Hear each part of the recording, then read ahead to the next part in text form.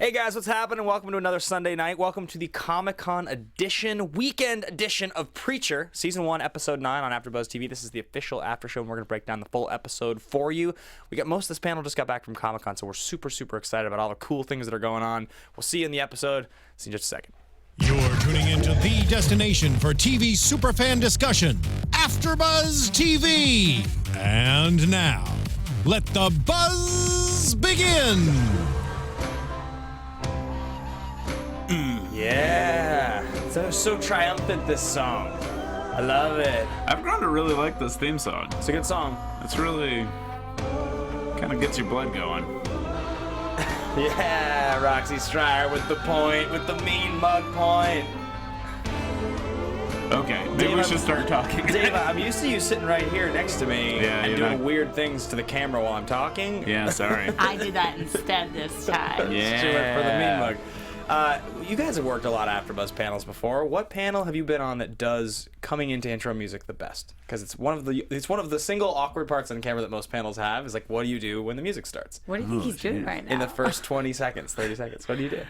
I don't know. Who does it best? I've seen people do like dances and hand motions. I think it's the dances are the best. Yeah, the dances are a good thing. Jesse Janity knocks the Jesse dances out of J the is a park. king of that sort of thing. Yeah. Okay. It's pretty good on the Game of Thrones one. We had some nice dance moves, and we were wearing shades at some point for some reason. When I guested on that Game of Thrones panel once, we went into the photo booth at the old studio, and we did an a cappella where one person was like, bum, bum, bum, bum, bum, bum. Yeah, we did that a couple times, and I was always the, yeah. All right, let's get into Preacher. This is Preacher. This is the AfterBuzz TV After Show for Preacher, guys. What's happening? I'm your host, Ben Bateman. I'm joined today by two of my three panelists. I'm Ben, and this is Roxy Striar. You can find me at Ben Bateman Media, Twitter and Instagram. That's where you can find me if you care. Roxy. Guys, you can find me at Roxy Striar or right now live in the chat on YouTube because I'm talking to you guys. Sick. Yeah, and I'm Dave Child. You can find me at MrDaveChild on Twitter, Instagram, or, Snapchat me. Sweet. And of course, AfterBuzz TV is at AfterBuzz TV. You can find us on Twitter. If you guys go find us on iTunes, you can give us a rating or review. It helps us stay high in the standings. And if you do that, we get to keep the lights on and continue to provide free content, which is what we would like to do. So if you help us out with that would be sick. Of course, tweet at our missing fourth panelist and a fourth and a half panelist because Lucretia's been here for about half the episode. So you got Frank Moran at Happy Go Jackie. Tell me missing. Yeah, and Lucretia Lion at Lucretia Lion. Yeah, they're both. Because there is only one. Because there's only one. Because there's only one. They each have their own little sign off thing. Yeah, that's true. Happy Go Jackie with the just weird name, and Lucretia with the there's only one. So yeah, guys, this is episode 9, season 1, Preacher, the after show. We've only got one episode left. This is definitely heated up this season. Roxy and I just came back from Comic-Con. Unfortunately, you're like, what did they say in the Preacher panel? And we both were actually working on different panels and interviews. There's a ton of cool content up, actually. You can see a huge, a number of red carpet interviews and one-on-one interviews. I just interviewed Kevin Smith for 20 minutes earlier today, actually. So what we do know that they did at Comic-Con was they actually did a live reading of tonight's episode, except for the final scene. And instead of doing a live reading, they played footage for those people in the panel. So that's pretty cool. It was like a trailer for tonight. So yeah, the Comic-Con panel got a bit of an early treat with that.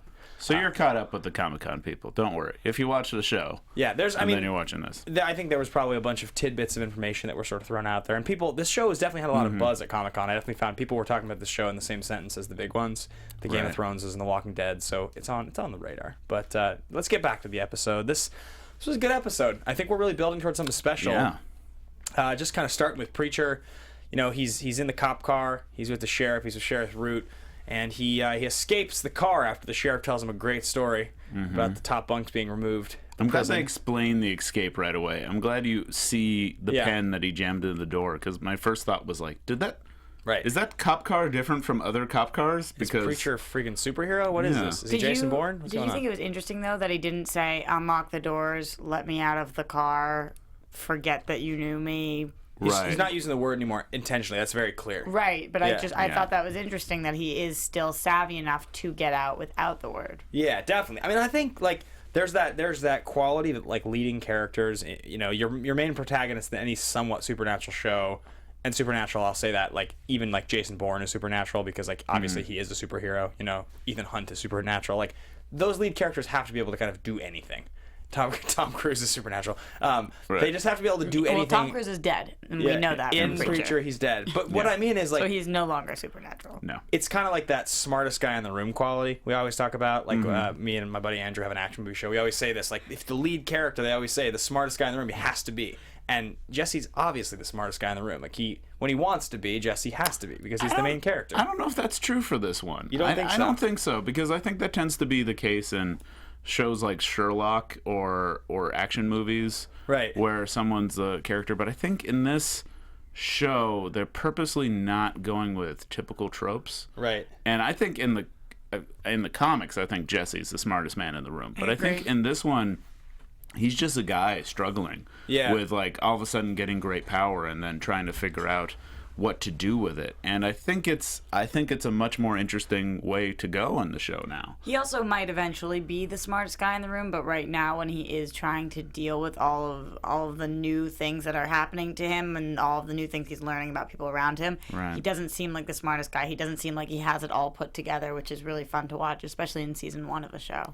Yeah, that growth has kind of distanced me from the show. Yeah. In earlier episodes, but now I'm starting to like it. I think it's just, I had to have a lot of patience with this show, and I think as comic book readers, I think we all kind of tended to not have that much patience with like when are they going to get to the stuff, the Jesse we want to see, the big stuff. But I think that's okay. I think it's just kind of a longer story and kind of a bigger arc. I should clarify for everybody, just because you reminded me of it. We have all read the comic. We like to do a sort of a soft prediction segment when we get to predictions, and we're going to talk about the show as we do this, as though we've really only seen the show. We will do kind of a spoilery prediction bit at the end after we've signed off, just in case you're somebody who does read the comic and you really want to know. So stay tuned for that at the end. But speaking to your point that Jesse will probably become the smartest guy in the room eventually, I think that's a good point. He isn't really yet, and it's not fair to say, because he's good with a rifle and he can fight when he wants to, that makes him the smartest guy. But he's the toughest guy in the room. In the context of a lead character, I do think that those are qualities that usually... You have your Clooney, who walks in the room and he commands the room, or your Cruise, that kind of a guy, which is its own kind of brand of smartest guy in the room. But usually it's the whole package. They can fight, they can shoot, they can talk. They're the smartest. Jesse is that guy. We will see him be that guy eventually, even if he's on the path now and he's not quite there. So... Right. I still think he's the toughest guy and not the smartest guy, but I think that's okay. Yeah. I think that makes it so he does have a superpower where he can basically kick the snot out of everyone. Right. Like whenever he wants. It's like he's smart enough to steal the phone, but not smart enough to remember that you need angel hands at the time. Exactly. That's a good point. Yeah. That's a good point. That's a great example. Yeah. Cool. All right, so that's a great example. Well, it was mine, so I thought it was good as well. You know, that's okay. I'm giving you the credit for it. No, I was making fun of myself because you said it was a good example. I said, yeah. I'm great. I'm super You were great. great with your compliments. Who's the smartest one in this room is what I'm wondering. It's gotta be Dave right now. Yeah. Probably me, because I'm not. I didn't go on 6-hour drive back from Comic-Con and spend a weekend at Comic-Con. Yeah. We literally got back like 2.5 hours before we did this panel. This is outrageous. Like, there's a screw loose. Okay, but we have to stay on topic. Yeah, stay on top. Stay on topic. Okay, stay on topic. So Jesse gets out of the car. He uses a pen to escape. They show us that he ends up under an overpass, hanging out with looks like some homeless friends of his, eating pancakes and drinking Merlot. Yeah, and you know, Merlot. Sign me up for breakfast. I mean, that's the best breakfast Why not? right there. Pancakes and Merlot. I really like that they're cultivating that character, the Jesse Custer character, who's like, you know what, I'm willing to just get drunk in the morning because I'm that cool, I'm that tough. I can just handle my life even if that's the case. I think that's kind of fun. They've decided like that signifies that he's getting back to his roots. Right. You're like, I guess he's going to be the most badass dude anyway, even if he is drunk in the morning. And also in the conversation, his homeless friends are kind of like, so you're bringing God to church, huh? Yeah. That's crazy. And he's like, yep, gonna do it. It's just a very... Yeah. It's very straightforward, just conversation about bringing God down to earth and how he doesn't know what's going to happen when he does that. I mean, I think it's so great. You know, we were talking about this while watching the episode, but now that we're 9 out of 10 episodes deep, it's very clear. They just like looked at each other at the writers' table and they were like, all right, you know what? Let's make a season of TV that never happened in the comic book. Let's give a precursor. So, and for us watching this, we don't know most of what's going on. Most of what is happening is just brand new, and so I think it's pretty clear. The story's going to pick up in a much more traditional sense, I think, in season 2. It feels that way to me. I think yes and no, because I think it's always going to have the foundation of the comics, but I think this season has shown us that it's not the comics. It's just not going to be exactly the comics that we've read and loved. It's going to be something different. And it's taken...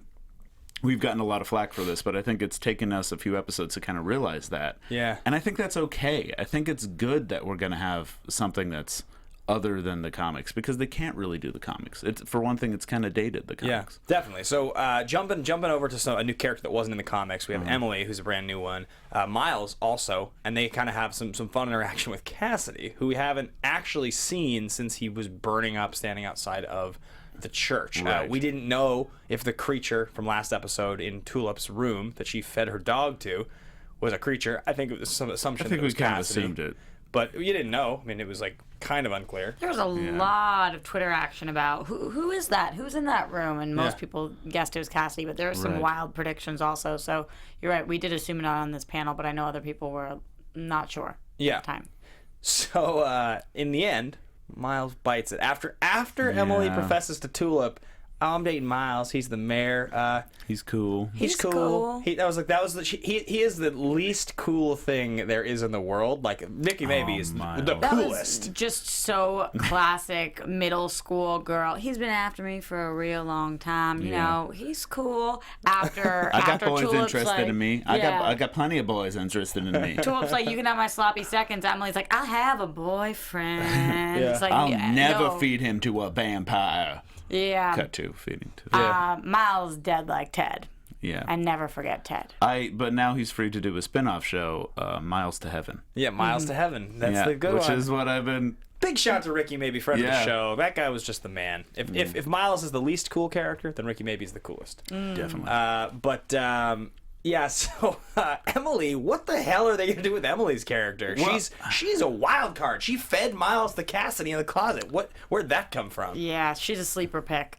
I was thinking when we started this show, okay, why are they including this character? What's going on? As we started seeing that she was a little more promiscuous and had things about her we weren't sure, she likes I got to poop. more we into saw her pooping a lot. Yeah, she's a good pooper. Everybody likes a pooper. Good pooper. Good pooper. One thing I know about that character, good pooper. Preacher After Show, #, good pooper. Actually, maybe she's not a good pooper because she's always trying. She's always sitting on the toilet for a little too long. But anyway, we do know after tonight, like you said, absolute wild card. And I'm really excited to see where we're going with her character because she's definitely living in the gray. Yeah. Right, and the show is all about like living in the gray, like we've talked about in other episodes, and we see people kind of getting darker or lighter according to where they are in the gray. So, I loved it. I loved it because it also showed that because we had that scene where she's like, I'm fine with this guy. I'm totally fine with this guy, and it showed that she also realized. I think she's the only one that realized that what Cass needs is human blood. Right. Because the animals weren't helping enough. Right. I just think I don't even know if she realized that. I just think she liked the guinea pig more than she liked her boyfriend. I think that's true. I think it's like she felt, I think it's a little bit of both. Because I think I don't want to give up these guinea pigs. What can we give a vampire that will definitely cure a vampire? And human. He called and he's like, I'm sleeping over. Is that okay? I'm doing this. We should do this with your kids. She was done with him. This guinea pig wasn't bothering her. This guinea pig never did anything to her. She was like, all right, this Miles guys are really annoying me at this point. I'm just going to kill him. I like that, in the Walking Dead world, the word zombie doesn't exist. I like that the word vampire exists in Preacher. It's better. It makes it more, it fits with it's not better than Walking Dead, but for this show, it fits so much more to be able to like poke fun at it. Like, oh yeah, we all know vampires. Like that's a thing. Well, it's also a question of there's the mythology of vampire exists. Yeah. But how close is it to a real vampire? Right. That's where the holy water doesn't matter. It's great. Holy water doesn't matter. Cass doesn't have fangs. Yeah. You don't have that true blood fangs popping out as he like sucks people's blood. He just bites people and sucks their blood, and like has to eat them and drink them in order to survive. Do you think that Emily now, the way she talks about, she was like talking about Jesse with Tulip, she kind of seems like she's a little bit getting over him, but like in the way that like, oh my God, no girl's better than that. No, she doesn't. This is what I was noticing. Okay, you guys know that scene in Boogie Nights where Scotty J is sitting there while they're doing like the drug deal gone bad thing, they're planning the thing, and Scotty's kind of looking at Dirk like, you're too bad for me now, I can't be in love with you anymore, I want to be around you, but like you're out of my league. Maybe not. Maybe that's too specific. I kind of feel like she's kind of feeling like Jesse's like, maybe he's like a little too bad. He's got and he's friends with the vampire. Like, I don't know if I can handle this dude. Maybe Tulip's actually, like you really think it's not big fat zero. Okay. No, big fat zero. Big shout out to the fans if you guys know the Scotty J reference, just for the reference. Well, I think if anything, Emily's doubling down on the bad. Okay. She's going like, okay, he's friends with vampires. He cool. likes bad guys. I'm going to feed my old boyfriend to his friend vampire, to his mate. That she says your mate's in there. That's so 100% her Grease moment here. She's going to start smoking cigarettes and wear that tight little black thing because that's what you do to get a man. You have to change everything about who you are and become worse and do bad things for yourself like kill people. And that's the lesson here. Way to show up my pop culture example with a better one. Really nice work. Really nice work. Yeah. I'll be here all night. Yeah, okay. So moving on. So as well as Tulip and Emily that Cass interacts with, he also eventually sees the preacher. Jesse finds him in the room. It's basically like, look, man, I'm sorry. I judged you. I was wrong. You saw the worst in me. I see the worst in you. And Cass is like, you put me out. You put me out. And he's like, it was pretty fast. Yeah. That's a pretty good impression, by the way. It was very good. Yeah, and he was like, it was pretty fast. And so, now they're buddies again. They're bros again. Yeah. Well, I loved hearing mates. that They're because mates. I kind of was under the impression that he might not have put him out and that maybe Tulip found him or something. something had happened. Right. But I was excited to see that he did eventually put him out. And I was also excited to see that Cassidy was quick to forgive because I think that if Cassidy had bitched and moaned and taken a few episodes to get over it, it just would have dragged. Okay, Cassidy's the same kind of person. He would have done the exact same thing, I think. So And I also like how he deflected it with a joke. Like he did so do we shag now? You want to hold hands? Right. That's very preacher. That was a nice moment. fan fiction will come of that. They're getting They're getting the humor of the show down. That's one of the things I've really appreciated about the second half. Right. I thought the first half kind of got it, but I was so wrapped up in like, what are they doing? Where is this going? It was hard to really laugh at the jokes. Right. Well, I was waiting for it because the Seth and Evan are they're the sense of humor that's perfect for Preacher. Yeah, right. So I was just waiting for that to kick in, and it is with the dick getting shot off. Yeah, right. And the last one with the shag, and it's perfect. Yeah, it's great. Kincannon is just they've like a lot of the humor that characters from that are in the show that were also in the book. So Sheriff Root or Kincannon, they've kind of found the appropriate parts of each personality that worked, and they've added them to the show. Maybe not in that character. They've character shifted a little bit, but they've started to do that where you kind of see it. And it's the same feeling. It's the same tone. They've made them more grounded too. They're not just cartoon characters. Like exactly. both the Sheriff and Kincannon in the comic are just cartoon characters. And it's great to see like a grounded character kind of inspired by that. Yeah, so it's great. I agree. I completely agree. So moving on, Cass and Preacher, they kind of have their moment. At the same time, Tulip heads off to Albuquerque. She goes to take care of some business. I think she goes to see Carlos. And she tells Emily what she was doing. Did anybody get surprised by the fact that she straight up lets Emily know, I'm going to go kill a man in Albuquerque? Or, hey, by the way, this dude's a vampire, or any of these things? I find it endearing. I kind of like it. I like it because it shows that she's a straight shooter. She doesn't lie when she doesn't need to lie. She's not embarrassed by who she is. Yeah, she's very proud of who she is. And I think Tulip is the best adaptation of this show, and I actually really like her character. And I think, and her also saying, I'm going to Albuquerque to kill someone, I think that can also be seen as a subconscious way of hoping that information gets to Jesse. Yeah, I agree with that. So I think it makes sense for her to drop that. I think these last 2-3 episodes, Tulip's become exponentially better. I think I was really having a problem with Tulip's character for 4 or 5 episodes.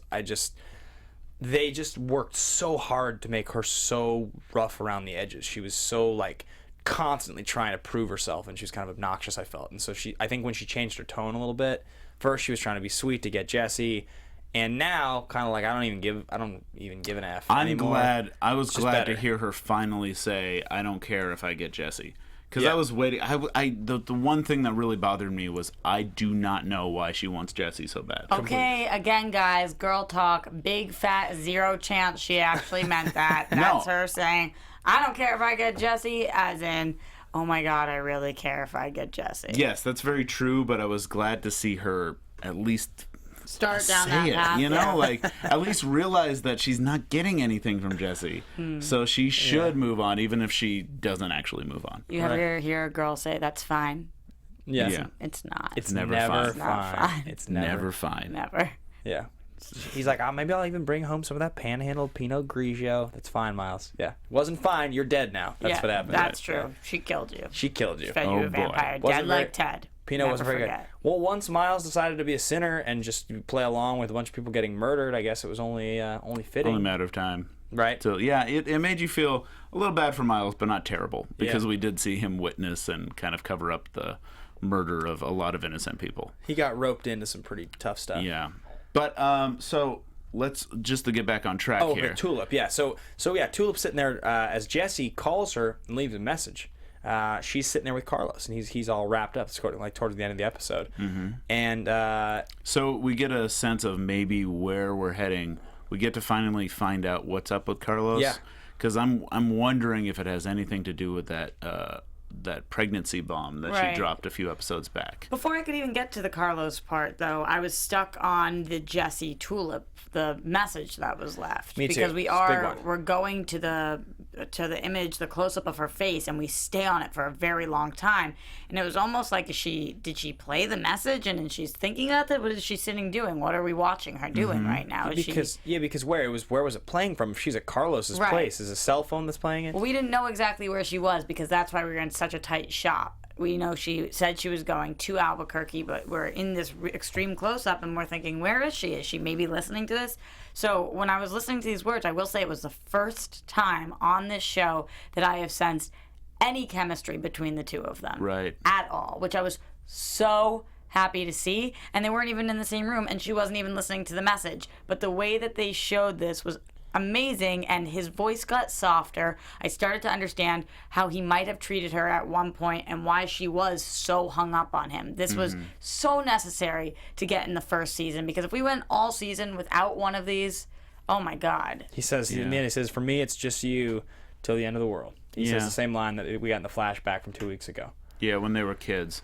So that strikes back to that affection that they had when they were kids, and we also were building up on their relationship, getting back to and finding out more about their past relationship and about her character. The whole thing with the M&Ms, that's goofy, but it's also telling. So I loved that. I love that part. Well, it's important. I mean, she definitely has a little bit of an embattled feel to her, because it feels like she had this great thing, and now she feels like she's had a life where she struggled. She was really tough. She found something really great in Jesse, and it kind of seems like he turned his back on her. He abandoned her a little bit. So she was real bitter. She was real angry about it. But that side of her, the M&Ms with the pancake side and all that, the way he was talking to her, and he references 2010. So it wasn't that long ago. You know, if the show's supposed to be set in modern day, it sounds like they had a few years there where they were really going for it. So I think, what do you guys think? I mean, we can save it for predictions a little bit, but she's here with Carlos. She's about to start torturing him and doing something to him, it looked like, with a hammer, and all her tools laid out on the table. Is Jesse going to have to come save her somehow? Was that a hammer, or was that the thing that you bang chicken with? I mean, I think that's a form of hammer. No, but it's a tenderizer. A pulverizer? It's a tenderizer, I think. Exactly. Is it pulverizer or I think tenderizer. I'm pretty sure tenderizer. What's a pulverizer? She's going to make him so tender. Tender. Yeah, and I think, Dave, from the beginning, you've been dead on about why she's pissed at him and why she's after him. I'm not sure. I haven't connected the dots about the whole car situation and leaving them and what exactly happened there. Maybe he left her and isn't as closely related to her losing her child as we think. Maybe that caused her to fall down somewhere, or there's whatever. There was aftermath, but I do think that they're correlated somehow. I do think that what we're going to find out in the next episode is some information that's going to extend to the second season.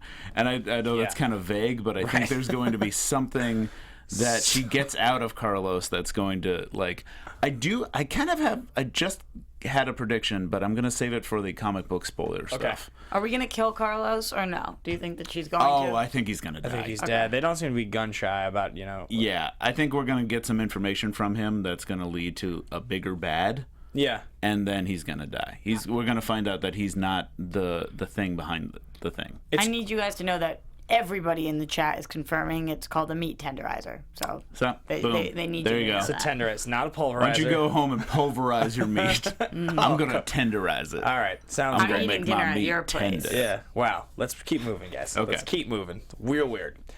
So Tulip, she's there with Carlos. I think Jesse may end up having to go to Albuquerque. I think it's really interesting, and this will kind of move into something we talk about in a few minutes here with the Saint, the gentleman that we see at the end of the episode with all the stuff. cowboy. The cowboy.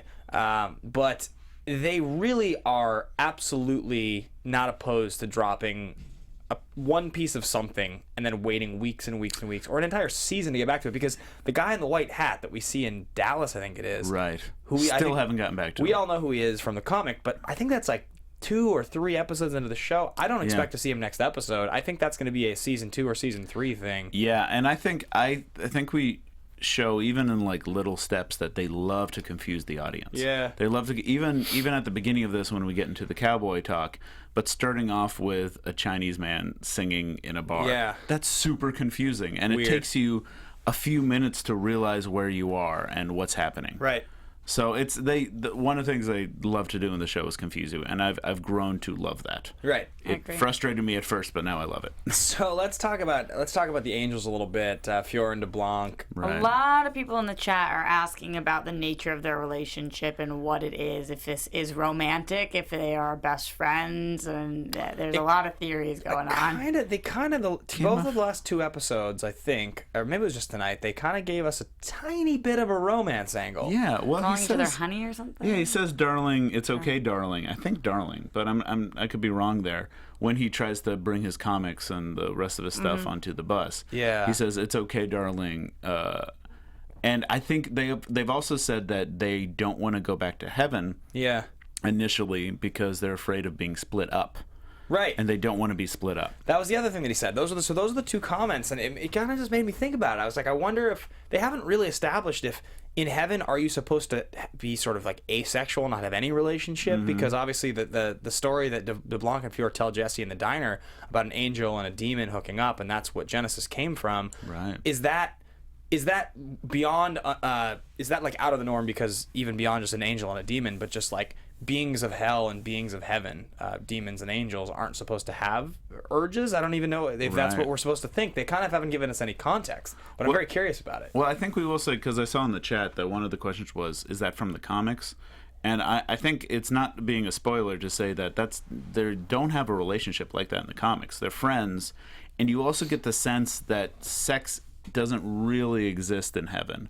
That they discover sex when they come down to Earth. We did see in tonight's episode, there was that one comment where it was like, "Come back here," the tall one, "come back with me for 20 minutes," and he says, "Oh, whatever it takes." Yeah. So maybe there's an openness to what's going on. He's not going anywhere. Yeah. Yeah, and he's like, he doesn't want him to go. Yeah, exactly. He doesn't want him to go. And it's talking to the travel agent, the hell travel agent. Yeah. Which is a great scene. So they get on after they book their tickets to hell, and he says he's not going anywhere. They get on the Distant Vistas shuttle, which is great. He can't bring his trunk, and he doesn't get to bring his comics. That's so sad. I know. I really felt for him. We should also note that they don't know where they left their hotel room. Yeah. And they don't know where their phone went, but we know that Jesse has it. Yeah. That he's going to use it to call God in the next episode. I mean, also speaking of the other thing that we saw in a hotel room is that Sheriff Root finds the angel that they had cut her arms and legs off and seared and left with like ice on her. Yeah. Well, because they can't kill her. In a bathtub. That reminded me so much of the X-Files episode Home. Oh, no. Have you seen that episode? Where there's the woman that heals and then she's just being kept underneath a bed. Oh, I had flashbacks of the most horrifying episode of all TV. You can't watch that late at night. No, you can't. But it's... So, Sheriff... I guess just touching upon this, because the one big Sheriff Root scene that we have is when he discovers her and says that he's going to take her to the hospital and that an ambulance is coming, that they're going to heal her. Dude's got a lot of anger. Yeah, but that's like the worst thing also that she would need, because she doesn't want to be healed, because then she's going to be stuck in that body the entire time. So she keeps saying, "Kill me, kill me, kill me." Right. And he does. He does. Did you think, but he cried? I mean, you thought it was anger or you thought it was sympathy? Both. No, I think he strangled her for longer than he needed to. I think what it is, I think it's not very simple, because I think starts off as pity, and then you see him enjoy it, right? And then you see him cry because he's enjoying it, right? That's, I think, the psychology that's going on there, and it was brutal, because you see her pop like back into existence. Respawn. I want to keep saying respawn. Yeah. Right behind him, and if she had just said thank you, then his conscience probably would have felt a lot better. Because he'd been like, oh, I don't get it, but there would I have been saved some something. explaining to do. Yeah, who knows what he would have felt? Who knows what he would have felt? But yeah, the couple of the characters they've fleshed out, we mentioned again, that's one of the ones that has really, really helped, I think. His relationship with Eugene and him saying, look, we've had our problems, but I don't know what I would do without him. And then Kincannon says, you'd manage. I think that was last episode that he says that. Yeah. It's the stuff like that it's good that they showed that he does actually love his son. I think it brings more depth to the character. I think we would get tired of seeing him if they didn't. That conversation he has with Jesse was brutal. Yeah. And it gave me chills. Like, talking about the one child killer who kept trying to kill himself and just threatening Jesse that way was great. That showed a lot of depth. There's a lot of comments in the chat about the root scene. Aftermath Show says there was something in the sheriff's eyes that was not right when he was choking her. So maybe people are getting suspicious of him. Maya says you have to keep strangling people for a while because they can be brought back if you don't do it enough. Thank you, Maya, for that one. Expert strangler there. And that is true. You do have to. It's either Homerus or Hornerus Orbis. It was anger, sadness, and fear that we were seeing. Right. Yeah, fear. There's a mixture of emotions, which is it's good acting and it's good directing to have that in one scene like that. He definitely does have a lot of anger. Let's talk about some anger from the cowboy, a character who still hasn't been labeled. Right. But this was probably the weirdest thing in the episode tonight for me, guys. I don't know if you agree, but we've seen flashbacks to this cowboy character 3 times now, I think. This is the 4th, I want to say. Something like that. In different segments, in this town Ratwater, and the story that we see replaying over and over and over again, which we find out is he's in hell, and that's his hell, is having to relive the worst experience of his life, I guess, is what I was trying to suggest, over and over and over again. Yeah, that was the weakest part of this episode for me, because I wanted to kind of smack the editor. Because I got it. I kind of guessed it. When we were seeing...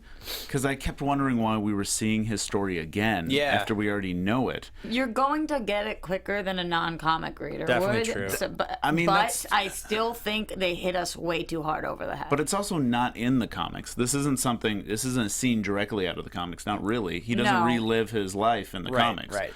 So I was kind of, okay, I bet he's in hell and he's going to relive this. But I just wish they cut out that first long scene because I was bored. Well, because I've already seen the story. I think the other thing was because we had seen the bits of it in the previous episodes. Right. So, but I think what ended up happening was, that last scene from start to finish probably felt like it took about 5.5 minutes. And I think you could have probably done it in about 3.5. So, I think even shorter than that. This was them not knowing if we would remember what we saw in previous episodes, which is bad because why show it then? Why show it in the previous episodes if you're going to make us watch it again? Exactly.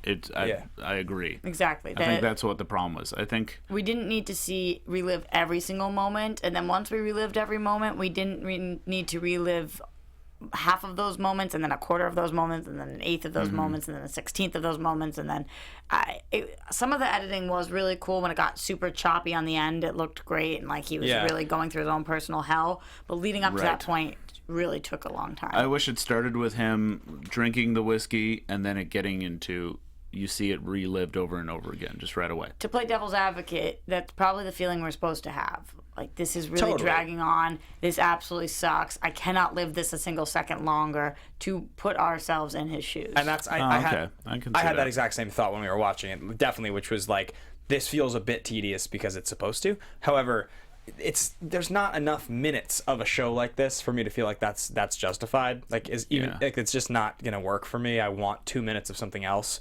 Because at the end of it, when Fior and DeBlanc walk in, and he just kills DeBlanc, right? Right. And here's the question you have to have, because I suppose we don't know actually what the nature of their ability to respawn is, but we know that they're in hell, which is a different environment. So respawning in hell may be harder than respawning on Earth. We also know that he seems to be some sort of the greatest killer ever. Well, 77, the Butcher of Gettysburg. We don't know that. We don't know that. Like, we don't want to jump ahead to maybe some spoilers. I'm saying we hear he killed 77. 77 people. The Butcher of Gettysburg. I've never seen a man so in love with killing as you. Right. Is what and this then guy we just says watched to what him. he did. So what I'm saying is there seems to be some gravity to his ability to kill, and the fact that he's stuck in this reality. And so I'm wondering also we had seen previously in that episode an angel get killed and immediately respawn. Yeah. So I think it's DeBlanc. Yeah. Gets killed and you don't see him immediately respond. Exactly. So like maybe he can, but we're not very sure. And I think that question is going to be answered next episode. Definitely. So Fior standing there explaining to him, I have a job for you. There's a preacher you need to kill on Earth. So that to me that's definitely a pretty interesting bit that we're gonna talk about. So I think that actually should lead us pretty well into predictions, because we're gonna do soft predictions first, and we'll do kind of the hard predictions. Hard predictions. So guys, what we're going to do right now, for those of you that are comic book readers and for those of you that aren't, is we are going to do a quick prediction that references only the show, and then we will each do our sign-off and thank you, and then we'll tack on an extra kind of 2 minutes at the end here, just talk about comic book stuff for those of you that do want to hear what we think as it relates to the comics. So why don't you go ahead and go first, Mr. Child? Well, I think that we're going to get, we're leading up to everyone showing up in church and calling God down with the angel phone, and I think something big is going to happen there. And I think it's going to change the course of the story. And that's all I really know about what that big thing is going to be. But I think something big is going to happen there. And I'm wondering if it is this cowboy coming up trying to kill the preacher, because we see him kill a whole room of people already. Right. Could that possibly happen in the church? Scenes from next week's Preacher didn't show a single shot of the cowboy, which was true. Mind-blowing for me. Yeah. I didn't get that at all. I'm with you. Something big is going to happen in church. I kind of feel like next episode needs to have a pretty remarkable, pretty huge ending. I'm not going to be very happy if it's like one of those things where, you know, the shows that have sort of a fade out song, and it just shows where each of the characters are at the end of the season, and then you're supposed to pick it back up the next season. Like, there's no cliffhanger. I feel like you need a massive cliffhanger at the end of the season. I agree. Yeah. That doesn't mean we need a massive death, because No. that's what happens at the end of season 1 now. That's the trope. I think that God's coming to Texas in some form. That's what we're trying to do. We'll see how that works out. I think that we hinted at Tulip talking to Jesse about doing something really nasty. They're trying to make it seem like it might be sexual. I don't think that's where she's taking it. I think she's going to try to maybe friend zone him for a little bit and put him in the doghouse. Yeah. I got an addition to that. It just made me think of something, but go ahead. I don't want to No, stop go. your thought. You're good. Okay, my thought is that maybe I think Tulip's going to bring Carlos back so that they could torture and maybe kill Carlos together. Because, Maybe she has partially tortured him, and that's what she means, something really nasty. Right, because that's how she knows she'll have her old Jesse back. Right. Is if they're able to do it together.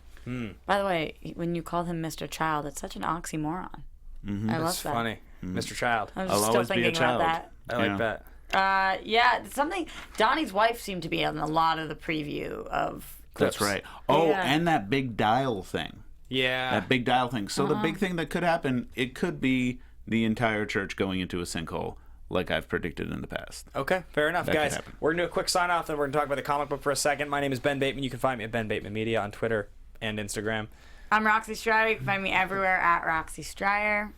I'm Dave Child. You can find me at Mr. Dave Child on Twitter and Instagram. Oxymoron. Yeah. All right, guys, let's talk about the comic book spoiler. We got a quick spoiler Get a alert. spoiler. Spoiler alert. Spoiler alert. Spoiler alert! So get out of here if you haven't read the comic and you don't want to know anything. We don't want ya. Spoiler alert! All right, so I don't expect from that trailer for next week that the whole town's going to explode as much as I would like it. I think that's how season 1 should end. But I do think that the scene where right after that happens, where the Saint shows up in town and starts wasting people, that may happen at the end of the episode. I don't know. I think God might show up and explode the church. I think that church is not going to be here at the end of the episode. Really? Yeah, I think so. You don't think they would have shown any sort of thing like that? No, in the previous- I think that would have like ruined it if Okay. they showed it in the previews. Yeah, definitely. So I think they're keeping it out.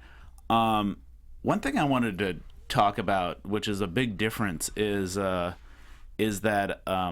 the Saint of all killers is not the Saint of all killers, from what we've seen so far.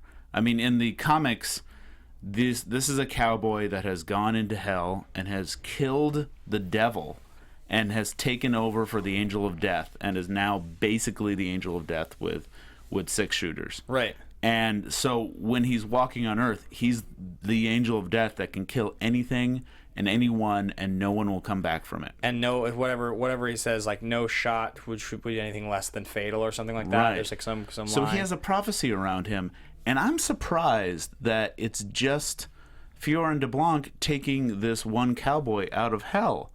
So because he doesn't seem like he's the saint. He's just a killer, just one of the many killers in hell that they pulled out of hell. Yeah, it's true. I mean, he didn't get up out of like a grave or whatever, like it happens in the comic. But that's the thing is, in the comic, he kills an angel that isn't Fior or DeBlanc, and that angel appears to be dead. So I do wonder, is it possible DeBlanc's dead because he died at the hand of the saint? I don't think so. I mean, that would be. I kind of. If they do that, then they have to have a moment where Fior at least like warns him and grieves. And I don't think we have time for that in the finale. I also am wondering, they're down there, they're in hell. We figure out that they can bring somebody back. Are we going to get Eugene back? Is that something that we're even going to see? Well, that was a big fake out for this episode, because we think they're going to hell to get Eugene the entire time. When they're getting their ticket to hell, that's what I assumed they were doing. Oh, really? I didn't. I thought they were going to get the saint. Oh, I thought for sure they were getting Eugene, because I didn't think the saint was in hell. I assumed the saint was like in a shrine somewhere, and I think people that aren't reading the comics actually kind of assume that too. Maybe. But You might be right. Yeah. So I'm curious to see. And also, by the way, one thing I've realized is there is kind of an equivalent to Emily in the comics. It's Tulip's best friend. Yeah. Who they used to who they used to pal around with back in the day. Yeah, but I mean, everyone's a little different. So True. It is a way of actually she has a thing for Jesse as well. And there's an off and on maybe like a little thing bit. going on. Yeah. So there is kind of an equivalent like nature to it. So I don't know. Emily could be sticking around, or Emily could kick it in the next episode. I'm not too sure. Emily's anymore. sticking around, 100%. Yeah, they're definitely. They seem to be doing something interesting with her. That wraps it up for me. Anything else from you, Rox? No, that's it. All right, guys. Thank you so much for watching. We will see you not the same time, same place next week. We are going to be actually going live on the Tuesday following it, right? Which is August 2nd. So follow us each on Twitter. Follow AfterBuzz on Twitter, so you can find out exactly when that is. 7 p.m. Pacific time. 7 p.m. Tuesday. Yeah, 7 p.m. Tuesday, because August 2nd. Because we have Derek, who plays Donnie, coming in with us. Yeah, where he's going to do the finale with us. If you guys want to find me personally, you can find me on Twitter and Instagram at Ben Bateman Media. Roxy Striar at Roxy Striar. Mr. Dave Child at Mr. Dave Child. Sweet. Bye, guys. From executive producers Maria Menounos, Kevin Undergaro, Phil Svitek, and the entire AfterBuzz TV staff, we would like to thank you for listening to the AfterBuzz TV network. To watch or listen to other after shows and post comments or questions, be sure to visit AfterBuzzTV.com. I'm Sir Richard Wentworth, and this has been a presentation of AfterBuzz TV. R.I.P. Miles. The views expressed herein are those of the hosts only and do not necessarily reflect the views of AfterBuzz TV or its owners or principals. Don't forget that. Yeah, you were like the big fan. Ted's dead, baby. Ted's dead. Good job.